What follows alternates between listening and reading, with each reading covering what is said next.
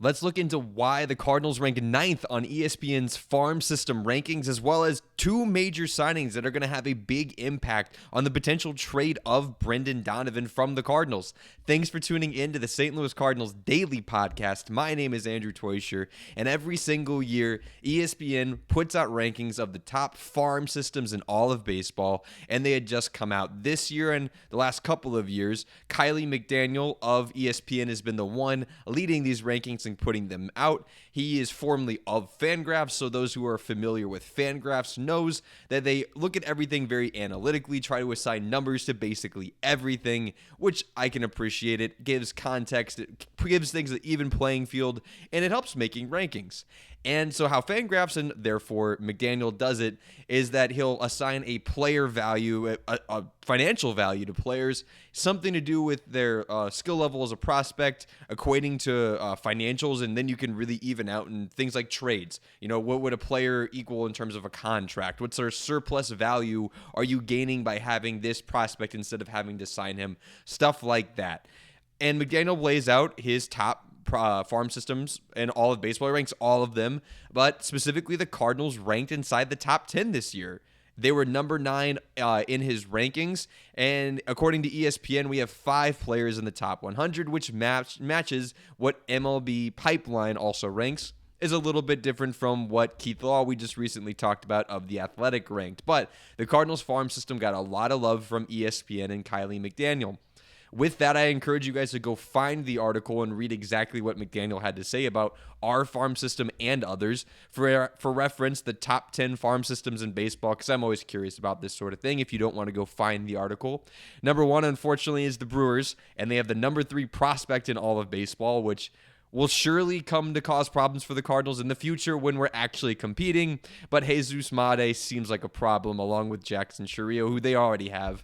We can hate the Brewers when we get competitive again. Don't worry. Brewers, Guardians 2, Pirates are even 3 now. That should be said. They are 3 because, as McDaniel says, when you have the top prospect in baseball, they get a huge boost in this ranking system just because the top prospect in baseball, go look up the previous top prospects in baseball. It is an incredible list of guys who are contributing all-stars, Hall of Famers. So the number 1 overall prospect has a lot of value, so it way outweighs the rest of their system. They also have really good players like Bubba Chandler, but they're 3 for one good reason, and unfortunately it's Connor Griffin, a 19-year-old who's crazy. We're not talking Pirates, but in our division, a guy you'll actually see this year. Dodgers are 4. Of course, they have everything going for them. Then the Mets, then the Tigers. Mariners 7. Hopefully we can pluck from that farm system. And the Twins. Cardinals at 9, and then right behind the Cardinals are the Marlins. Good job, Marlins, coming in at the top 10. The Cardinals, again, have 5 players in that top 100, and the Cardinals had a huge rise in rankings from last year. Now, it's interesting that the Cardinals, we've been selling a lot of our big leaguers and getting prospects in return, but the Cardinals who rank in the top 100 prospects aren't even the Cardinals that we've been trading for because, again, we've just gotten rid of Wilson Contreras, Sonny Gray, and Arenado in what are primarily salary dumps, even though we brought back some okay players with them. So these are the players the Cardinals have been brewing up and growing, and with these last couple of drafts, being bad helps you pick really high in the draft, which has been why we've gotten our top 2 prospects, which helps with this. So last year, the Cardinals ranked 19th.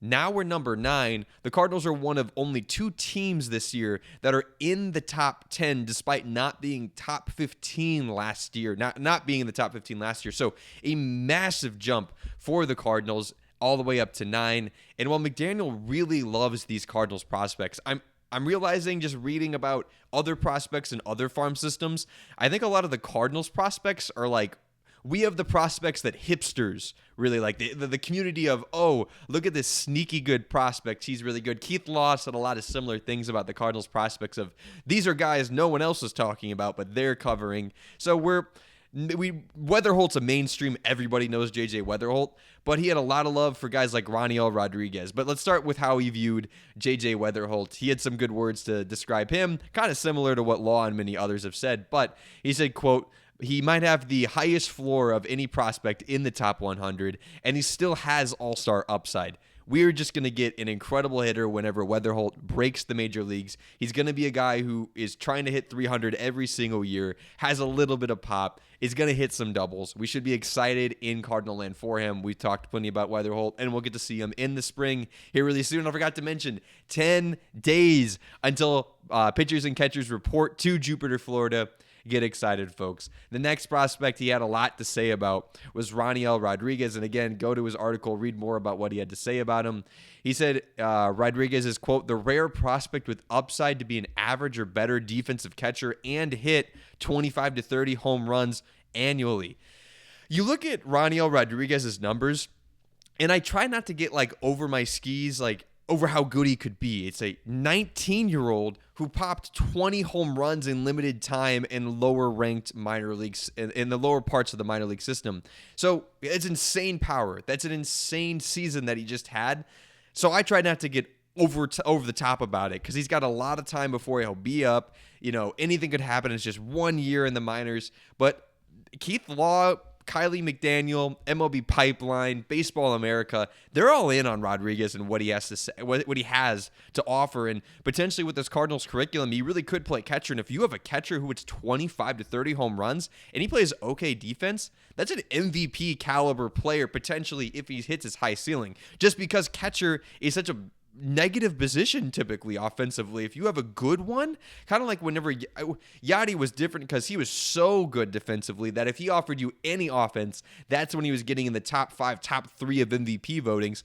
I don't think he's going to be that good. Yachty was a Hall of Famer, but I'm just saying that's the kind of value if you can get out of a catcher playing decent defense, could be a huge plus, a cheat code for the Cardinals going forward. We'll see.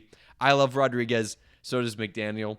He also was brief in talking about Liam Doyle. It's pretty obvious what to like there. He said, quote, he could impact the big league team as a starter or reliever as soon as 2026, and it already seems as if he'll be a fan favorite. He will.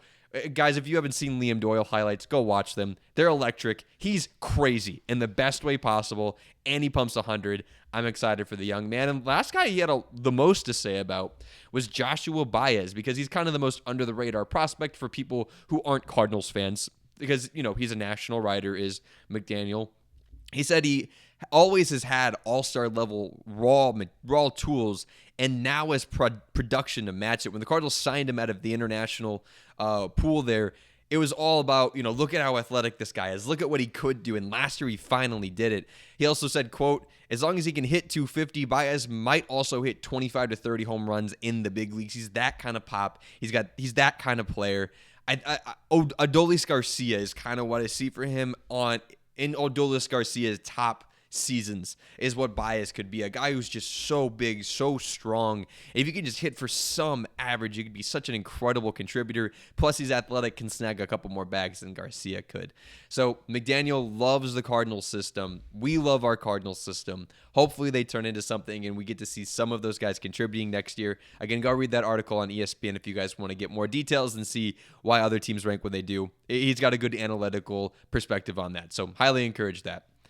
Next, a big signing in regards to the impact on the Brendan Donovan trade market. Second baseman Luis Arias signs a deal with the San Francisco Giants, and he's a pretty similar-ish player to Donovan. He's a guy who's not hitting for a ton of power, a ton of contact, more contact than Donovan, but Donovan has more power than Arias. Luis Arias is a guy who only hits for contact. It's kind of ridiculous. But this is going to really put a wrench in potentially the Cardinals' trade realm for Brendan Donovan. If the Giants were one of the most aggressive teams in pursuing Brendan Donovan, along with the Mariners probably as the next up there, and now the Giants are out because of Arias, maybe there's a chance they want Donovan to play outfield, but more than likely this has big implications for Donovan sticking around and having more troubles getting traded. If things go on much further, many insiders believe that it's just not going to happen, as we keep saying. Jeff Passan said on X, though the longer that goes without resolution, being the Brendan Donovan situation, the likelier he seems to remain in St. Louis, which always has been on the spectrum of potential outcomes, even as the Cardinals have listened to him all winter. So it's kind of what we've been saying here. It's when people are beginning to think and talk about a lot more is, man, We're getting really close to spring training. Again, 10 days till pitchers and catchers report, and then a little while after till the rest of the team gets there. And Chaim Bloom said when spring starts, he's really hoping to get their heads down and just work and grind. And if Donovan's here in spring, I think he's going to be a long-term Cardinal. More on that, John Denton said that almost assuredly takes the Giants out of the trade market for All-Star Brendan Donovan. Mariners, you want him? He's yours. I don't see the asking price going down. So I don't see Brendan Donovan getting moved, because if it's not going to go down, I don't think the Mariners are going to last second need something bad enough that they're going to pull the trigger. We'll see. It's still an option. And on top of Luis Arias getting signed, something that does help the Cardinals a little bit in the trade market is that Eugenio Suarez signed a 1-year deal with the Cincinnati Reds. I'm not worried about him signing a 1-year deal with the Reds. We're not going to be good next year. He's going to hit 1 million home runs in Reds Park, where he actually was before and did previously. So good for you, Suarez. I thought he'd get more money, but that's a third baseman who is direct competition with a team trying to acquire potentially Brendan Donovan. So that's 2 guys off the market. So Arias went to a team that's trying to get Donovan. Suarez went to a team that was never going to get Donovan. We weren't trading him to the Reds. No way, no how. So a little bit of both good and bad in terms of the Cardinals trade market for Brendan Donovan. You guys tell me, what do you think? Do you think this Arias deal dooms the Cardinals potentially moving Donovan? Do you think he's staying? Are you hoping he's staying? At this point, it makes sense for him to stay. We'll talk more about that. There's still some teams interested in Brendan Donovan. According to John Denton, that same X post tweet, whatever it is nowadays, he went on to say the Mariners, the Red Sox, and the Royals have shown interest in trading for Donovan, but they have been unwilling to meet St. Louis's steep asking price. So we know the Mariners. We talked a lot about the Mariners, the Red Sox, and the Royals. Let's break down what sort of deals could still get done if it makes any sense. Seattle, we know, incredible farm system. I already talked about them ranking in the ESPN's top farm systems all the way up there at 7. They have 7 players in the top 100 prospects. 2 of those prospects we're not getting for Donovan. Do not get decided. It would be insane if the Cardinals got either Colt Emerson or Cade Anderson for Donovan. They're top 20 prospects each. Won't happen. Ryan Sloan, somewhere in the 30s. He's a maybe. Most possible options are Lazaro Montes, an outfielder who ranks 43, who's been linked to this trade previously. They have Michael Arroyo, who's 67th in all of baseball as an infielder. Johnny Farmello, who's an outfielder, ranks 78th. And Jurangelo Sinja, who we've talked about before, who ranks 91st. I could see a package of those guys, maybe one of those guys if it's like Montez or Arroyo, plus maybe another prospect who ranks further down. The Red Sox farm system matches really well with what the Cardinals want, actually. They only have 4 players in the top 100, but Peyton Tolle is not gettable. That's one of their top pitching prospects, but they have a couple really good pitching prospects in the later part of the top 100 that I think would make sense for a value for Mr. Donovan. Connolly Early is a left-handed pitcher who ranks 56th, and Kyson Witherspoon plus something else who's their 84th ranked prospect, I think would get it done and get the Cardinals arms, which they've so clearly put an emphasis on. And lastly, there's the Royals, who Denton mentions. They have 2 players in the top 100, both play catcher. We know the Cardinals don't need one position at all. They do not need more catchers. So the Royals don't make a ton of sense.